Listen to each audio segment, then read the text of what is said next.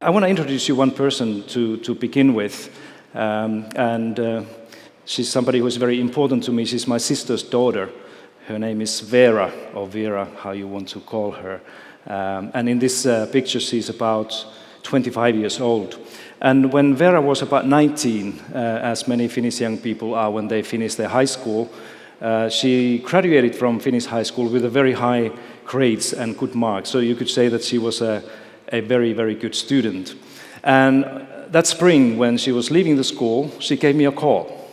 And she called me because I had been working at the University of Helsinki, preparing training teachers there, and she asked my advice. And her question was that, so what should I do? Because I have decided to become a primary school teacher. And I said that, Vera, I think you are just about the ideal person to be trained to be a teacher and primary school teacher in Finland. So you don't need to worry about, just be yourself and go and take the entrance examination seriously and everything should be fine. About 3 months later, she called me desperately crying and in tears. And she said that they didn't take me. And this is, of course, something that would probably not happen in many other countries, because many other countries, the universities are looking for exactly these types of young people who are smart and committed and interested in doing something for children. But this didn't happen to her. So, of course, I wanted to know what was happening with the entrance examination. And she said to me that the first part of the examination in Finland, and it's the same in all our universities, and you should probably also know that in Finland, the only way to become a primary school teacher is to try to get into one of our research universities and do your master's degree there. So she said that the first part of the entrance examination was quite easy for her because she was a good student, and this first part included, it was a kind of a exam where the students, the candidates have to read a book and master and remember a lot of material basically by heart. And she said that was an easy part for me because I was a good student and I know how to do these things. Then the second thing that they included in this entrance examination in her university was to prepare and plan a small activity for a kind of an imaginary group of primary school students with other candidates. So she was there in a room with 3 or 4 other people, and they were asked to plan a 30-minute lesson for 4th graders. Okay? And of course, the panel that was observing what they do were particularly interested in seeing how these candidates, how they communicate, how they work together, how creative they are in kind of designing these things, and finally, how they can deliver or show what they were planning there. And Vera told me that this was also easy for her because she has 3 small brothers and sisters in a home, that this is basically what she's been doing all her life, planning activities for her siblings. Okay? So then I know that there was a problem probably with the last part of the entrance procedure into this master's degree program for her. So I asked that, so tell me about the last part of the examination into this university program. And she said that, well, it was a kind of a typical personal interview where 3 professors were sitting in front of me and asking questions. So I said, so Vera, what was the most difficult question of all that they asked you? And she said that, they asked me all sorts of things, but probably something that I was not quite prepared to answer was when one of them said that, so why did you come here? Why did you choose primary school teacher education as your field, or primary school teaching, when with your grades and diplomas you could have gone to law or medicine or business or anything you like? So why education, primary education, of all these possibilities that you have? And I asked that, so what did you say? And she said that I was so surprised about this question that the only thing that came to my mind was to say that because my uncle is a teacher. And of course this is not enough. So somebody said that, so anything you would like to add to this? And she said, yes. And my mother is a teacher, and my grandfather is a teacher, and many people in our family are teachers, so I think that the teaching is like a family business, And then the panel was not satisfied with this, and they said that anything else, and then she made this cardinal mistake. Because she didn't know anything else, she said, "I love children."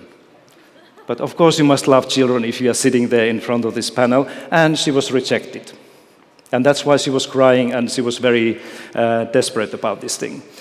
So now if you think that Vera, my niece, is a kind of a single case or kind of a rare example in Finland, that's not true.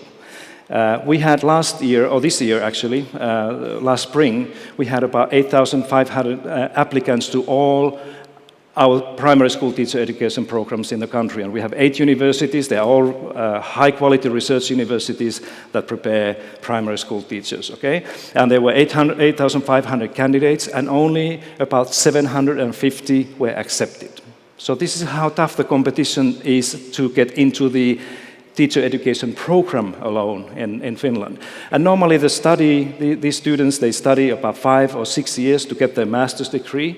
And what they study is all normal things that you can imagine in any teacher education program.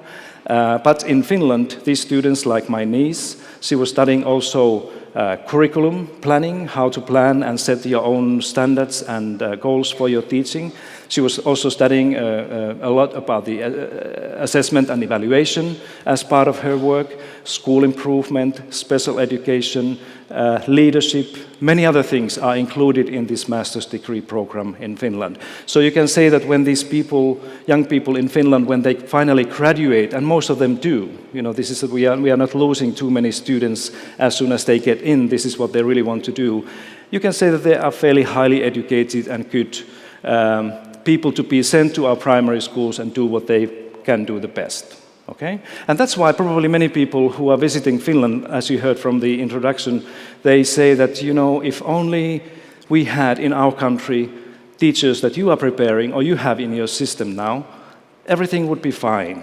And most of the educational problems would disappear because of these great teachers. And that's why this topic for this talk here.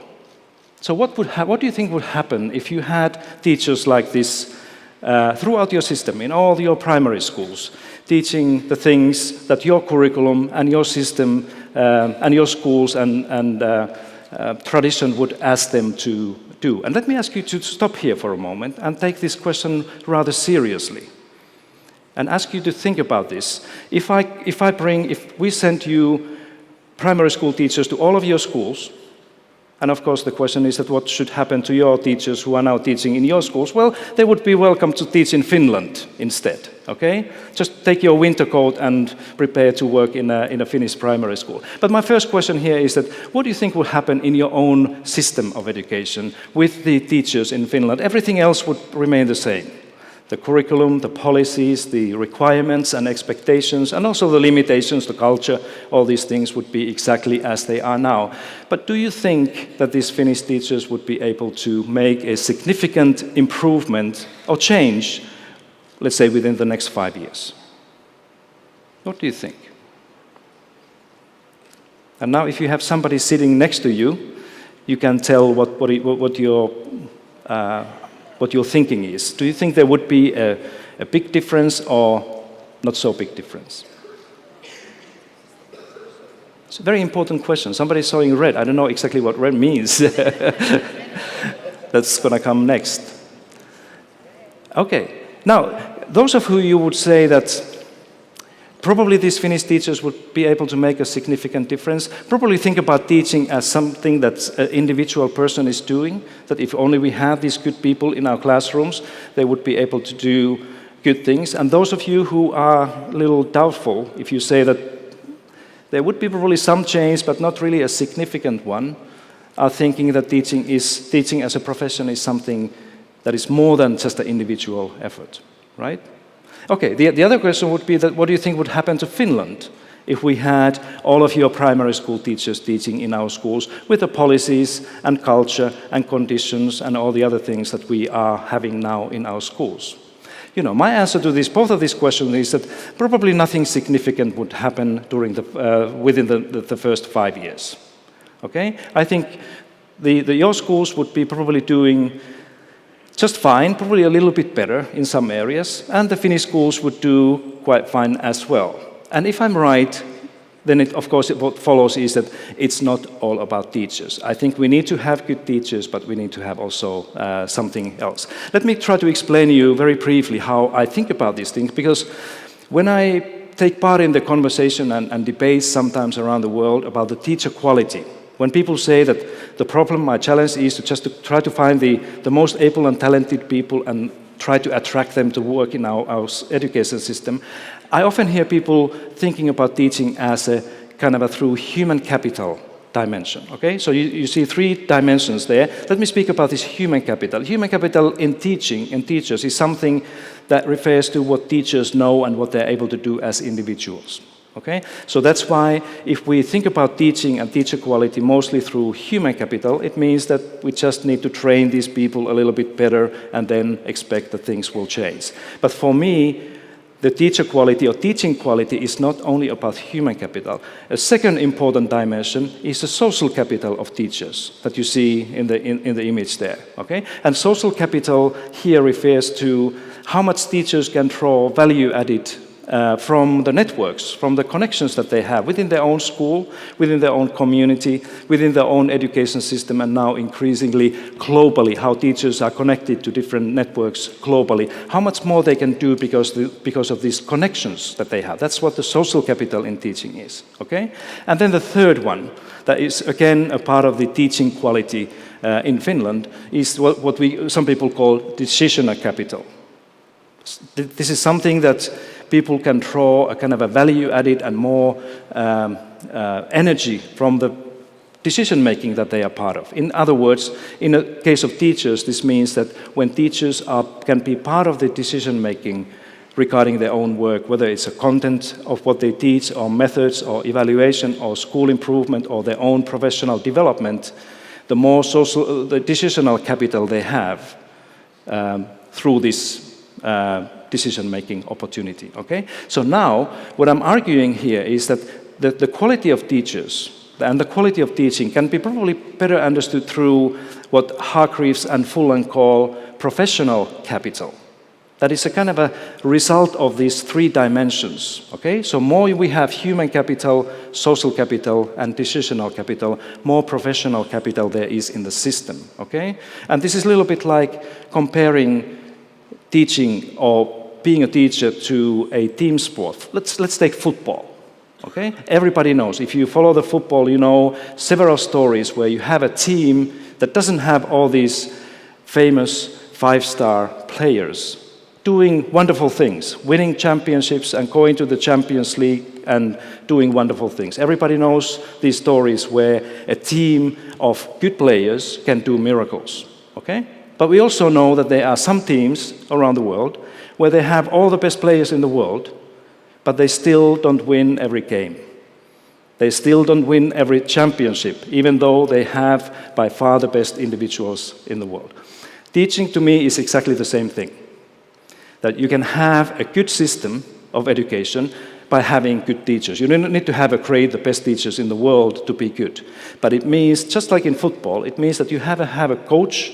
You have to have a philosophy, how to do these things together.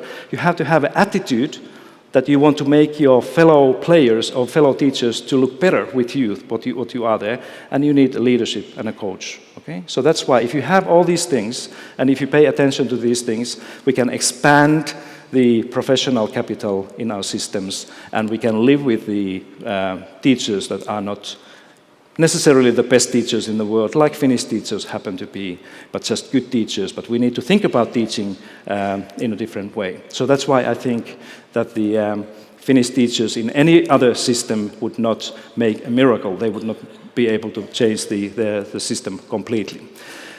So what is needed, if we believe a little bit for a moment to this professional capital philosophy and idea, that the quality of teachers and teaching is more than just human capital, it means that we need to think about teaching as a complex, complicated, difficult profession. Something that is on par with law or medicine or many other things that you can study and learn in the universities. Somebody has said very wisely that it takes about 10,000 hours practice if you want to be good in any such complex thing, whether it's playing a violin or playing a golf or teach in a classroom or make an operation in a hospital. 10,000 hours in teachers' lives is normally about 8 to 10 years of practice. And that's why we need to also pay attention to the fact that we just simply cannot bring some smart and talented people into our schools and let them teach there for 2 or 3 years and then they will go and do something else. Because this professional capital will not increase and grow in 2 or 3 years through these people. Okay? So that's why teaching has to be thought as a high profession, as something that will take some time to grow and get better. So now you ask me a question that, so what happened to Vera? Where is she now? Well, one of the questions that she asked me on the phone then was that, so what should I do? Because I really want to be a teacher. I feel that I am a teacher. I just need this education.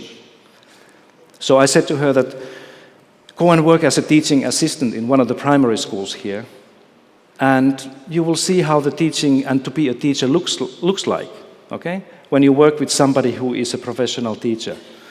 And this is exactly what she did. So she spent a year in a school, she applied next spring again, and exactly the same thing happened.